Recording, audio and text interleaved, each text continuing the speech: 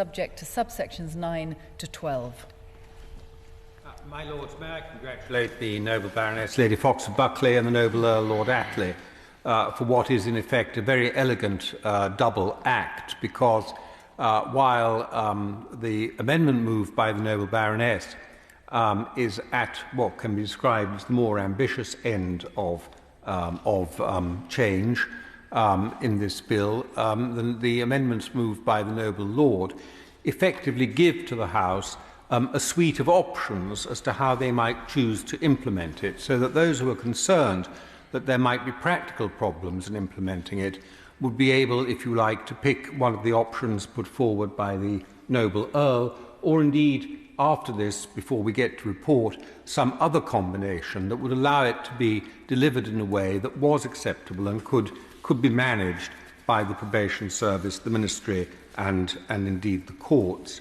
But it wasn't for that purpose that I've risen principally to speak, but rather to talk for a moment pick up a point made by the noble Baroness about the family and prisoner reaction to our debate today, and about, in particular, the issue of self-harm. The noble Lord Carter of Haslemere and the noble Baroness Lady Burt of Solihull earlier this evening spoke about the case of Matthew Price, and it's true that I got an email from Matthew Price, and a perfectly literate and coherent email in which he said that he was only a few months away from his 10-year limit, but that the mental stress on him was such that he couldn't guarantee he wasn't going to take his own life. I know other noble lords probably received the same email. Certainly Lady Burt of Solihull did. I don't know how many replied. I did reply, and I tried to encourage him to cling on. And I told him that not that long ago we had passed an amendment to the Police Crime Sentencing and Courts Bill, as it then was, which meant that at the end of the 10-year period, the Ministry of Justice would automatically submit an application for the discharge of his sentence to the Parole Board. He himself didn't have to take any action. It would happen automatically under the new regime. What I couldn't tell him, of course, in honesty, what I had to say to him in honesty, is that did not mean the sentence would then be discharged. He could still be refused even at the end of the 10-year period. He would then be subject to, the Ministry would then submit an annual application for his sentence to be discharged, but there was no guarantee as to when it would end. I didn't put it as fully as that, but I did feel in honesty I had to make that point. What effect it had, I don't know, but certainly a few weeks later I had an short email from a friend of his simply saying he'd taken his life. And the effect of that stays with me, and I know from discussion with her that it has stayed with the noble Baroness Lady Burt of Solihull. It seemed such a terrible waste. It's a point, and it's not a debating point, but it is a point that comes back to what was said by my noble and learned friend, the Minister, at an earlier stage, when he was discussing the difference between, is it 1 year or 2 years? Does it really matter if the prisoner has to wait, or the offender has to wait 2 years, as opposed to having an opportunity to make an application at the end of 1 year in relation to an amendment put by the noble and learned Lord Thomas of Cumgead?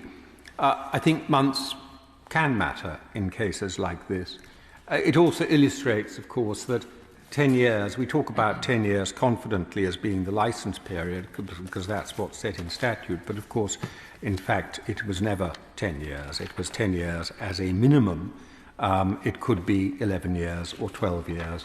Nobody actually knows until they apply and get that decision.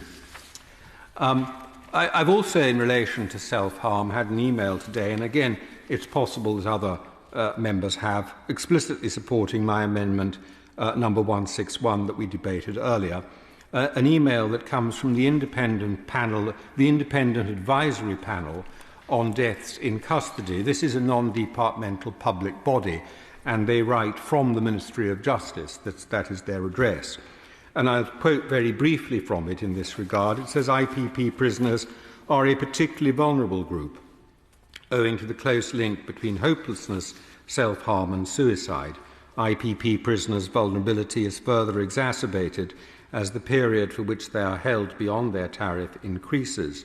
Last year, there were 9 self-inflicted deaths among IPP prisoners, the highest number since the sentence was introduced, with a similar number of deaths in the previous year.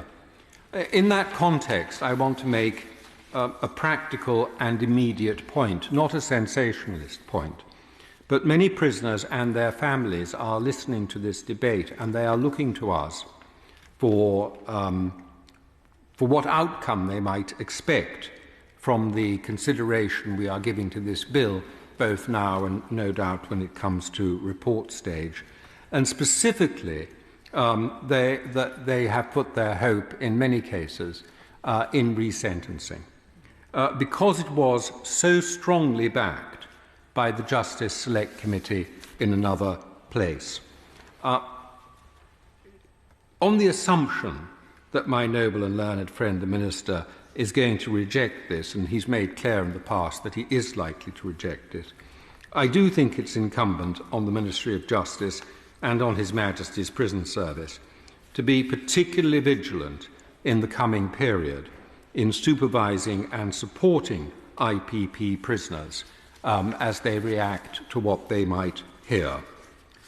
Finally, my Lords, I want to second what the noble Baroness Lady Fox of Buckley said about the many NGOs who have backed reform. Obviously, one wants to refer particularly to the Prison Reform Trust for what they've done, but also the Campaign for Social Justice. And as she says, the video they produced has reportedly achieved 14 million views. I would suggest that the public is more sympathetic to IPP prisoners than ministers might actually imagine. And I hope they will reflect on that and find it in their hearts to be able to move somewhat further on these amendments we've been debating this afternoon than my noble learned friend has felt able to do so far. Lords, may I just add a few sentences to support what has been said so ably